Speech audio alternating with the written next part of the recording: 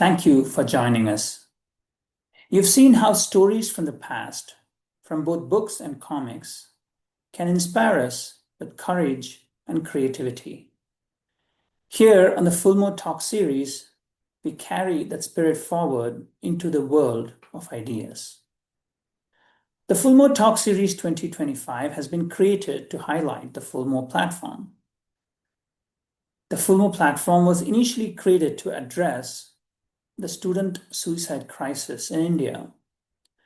It has since grown into a full-fledged games hub with happiness practices paired with games. These happiness practices are designed to cultivate resilience, optimism, and gratitude. This talk series has been developed in association with the Esperanto and ConLang Society of South India. Some of the sentences spoken in the introduction and conclusion are in Esperanto, but no knowledge of Esperanto is needed since we always translate all sentences into English. In fact, my knowledge of Esperanto is not very high, so I've often been reading from a script. Today, we are grateful to have you with us as we explore new perspectives together. Today's talk continues Fulmo's journey, full of insight and thought. So, let's begin.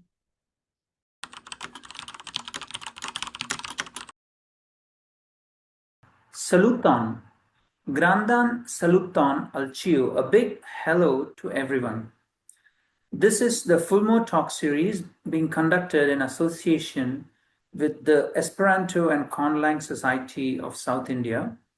Don't worry about the Esperanto because we'll be translating everything into English. Literally every sentence will be translated into English as soon as it's spoken, really. So today I'm thrilled to have with us Dr. Budhaditya Chakraborty. Dr. Budhaditya Chakraborty is the Director and Head of Cardiothoracic and Vascular Surgery at Rajasthan Hospital in Jaipur. A pioneering heart surgeon, he's one of the lead surgeons behind Rajasthan's first successful heart transplant in 2015. He completed his cardiac surgery training from the prestigious All India Institute of Medical Sciences, New Delhi, followed by fellowships in aortic and minimally invasive cardiac surgery at Harvard Medical School, and an advanced fellowship in heart transplantation and mechanical circulatory support at the Mayo Clinic.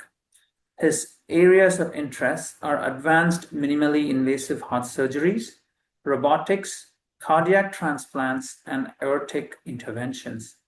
He resides in Jaipur with his family, his wife, who is a professor in digital marketing at a private university, his mother, and 2 daughters.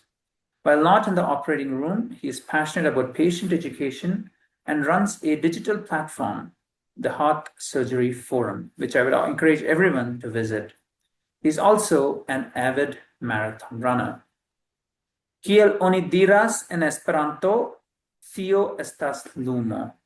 As we say in Esperanto, knowledge is light. And with that, let us switch on the lights. It's over to you, Dr. Chakraborty. The floor is yours. Good evening, ladies and gentlemen. At the offset, a very big thank you to my friend and colleague Anand, who we've been batchmates in school, been known forever. It's wonderfully liberating to be talking about something which is an outlier for me because it's not pertaining, and I'm not talking to my medical fraternity. The title of my talk is A Tale of Two Cities, Understanding the Paradox in the Indian Healthcare System. And this is an outcome of perhaps my reflections and thoughts over 2 decades in the Indian healthcare system. So the 2 cities in question, to begin with, are New Delhi and Rochester, Minnesota. Well, Rochester is a very small town in Minnesota, United States. And the reason I chose these 2 cities is to emphasize the period I spent in my training years learning the ropes of cardiac surgery. And I wanted to draw a contrast between the 2 in terms of how were my experiences which surfaced during my training as a cardiac surgeon. Well, to begin with and draw a comparison, All India Institute in New Delhi, where I trained, is still one of the best pioneering medical institutes, the number one of India when it comes to cardiac surgery training, for that matter, for most medical surgery specialty trainings. At the same time, Mayo Clinic, where I trained, was probably the first or second organization to be ranked across the United States for training in cardiac surgery. Now, when you compare the two organizations, let's do a few numbers to jiggle a few numbers to see how they two tee up against each other. To look at first the infrastructure. So the Mayo Clinic has 10 operating rooms. The All India Institute has 10 operating rooms. Rather, these are the perspectives which I'm sharing from my training days, which was 2004 to 2007. The volume of cases done at the Mayo Clinic was close to 2,800 and it's been ever increasing over the years. The volume of cases done in All India Institute was about 8,000 cases a year. Mayo Clinic, however, had several subsections of specialty, wherein every super specialty or subspecialty was dealt with by a specific consultant. In All India Institute, however, the format was a little different. Here, almost every surgeon doubled up to do almost everything. So that collaborative effort or that united focus on one particular subject was sincerely missing. But if you look at the logistics from a resident standpoint or a trainee standpoint, well, let's look at some of the numbers. The work-hour balance or work-life balance, as they say, during our training schedule. So there was a fixed regulatory 80-hour rule at the Mayo Clinic, wherein at the end of which a resident was deemed to be deserving of some rest, which would give him some time off from the hospital as well as engage in academics. In All India Institute, however, no such system existed. Second, when it came to student convenience, access to data and information, in All India Institute, at least when the time I trained, still had to walk down to the library or to the National Medical Library, access PubMed, which was not paid for. You looked at mostly abstracts, and then you Xeroxed books out of your library, and then tried and made some research out of it. Woefully ignorant about statistics and the nuances of writing a paper, we were dependent on the senior faculty members or from other departmental members to help us out. The Mayo Clinic, on the other hand, had a much more structured organization of this protocol. Every student was given a device, primarily a laptop or a tablet, which he had the ability to carry in his rounds. He had unlimited access to databases, which empowered him to do research then and there, standing on the bedside. If you wrote a research paper in Mayo, you had a statistician or a biotechnologist or a specialist to vet your data. The consultants would take specific interest and review each and every case which you had noted down in the data. So all in all, the entire process of publication, scientific publication, was much more easy and sorted out when it came to the Mayo Clinic. Hands-on training, again, in cardiac surgery, for that matter, any branch of specialty surgery, hands-on becomes a very, very important parameter. And the Mayo Clinic was very, very objective. For that matter, the entire American Board of Thoracic Surgery has a mandate that every resident has to maintain a log of all the surgeries he has practiced as a resident. Whereas, in spite of having such huge volumes in All India Institute, there was no log system. So at the end of the entire training, you had a very disparate branch of residents, some who had found favors with their faculty members, having done disproportionately more number of cases than a lot of others who were not so lucky. So ultimately, there was no quantum or no titration in the amount of exposure a resident had. And that trend continues even today. Even today, the Indian Association of Cardiothoracic Surgery has been trying to mandate a log which would encompass all the thoracic, vascular, and cardiac surgery trainees. And they would have a detailed sort of log on their experiences, which they could look back on and sort of build upon. So I think that is a very important point which needs to be addressed. Again, small nuanced options. For example, if you wanted some books to be bought. There's always some departmental emoluments which were available at the Mayo. Whereas in AIIMS, unfortunately, in spite of being the India's premier institute, we had to rely on a lot of Xerox copies from the national medical libraries, very often thumbing through the pages and finding that the most vital chapters had been cut out. And then when it came to global exposure, as a resident of the Mayo, we were sent on excursions or visits to other hospitals or conferences wherein you got a chance to hobnob with the biggies of the cardiac surgery world and learn from them. Whereas that small and very, very important aspect was thoroughly neglected at the All India Institute.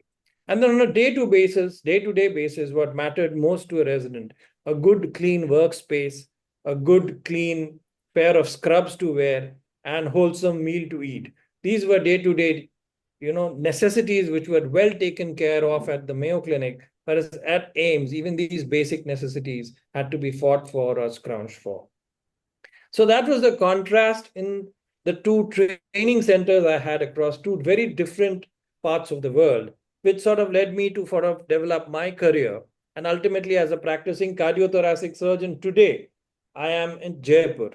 And now the second part of my contrast series is the two cities, Delhi and Jaipur. Now, Delhi and Jaipur are separated by a distance of almost about 300 kilometers. But when I look at it from a technical standpoint or a cardiac surgeon's perspective, the healthcare practice in Delhi is vastly different to the healthcare ecosystem in Jaipur. Now, Jaipur, mind you, is not a small city, it's the capital of Rajasthan. Rajasthan has the largest land mass, of course, low down in the GDP, but it also caters to a huge population.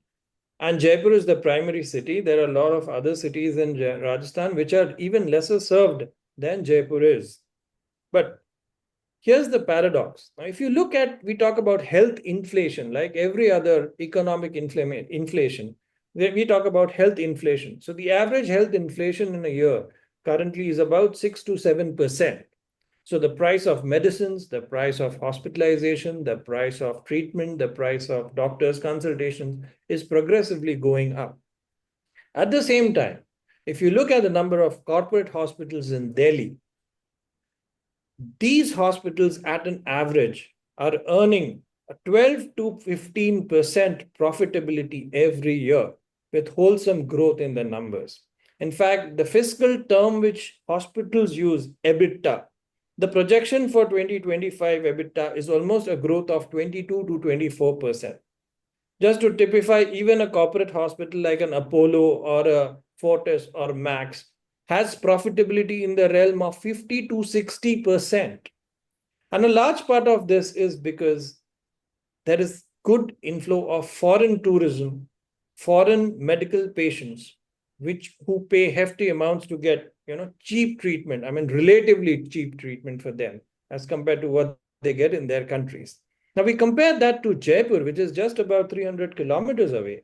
The healthcare system in Jaipur is very polarized in the sense almost 80 or 90%, and this is anecdotal, I don't have data on this, but almost 80 to 90% patients are subscribers to the government health schemes.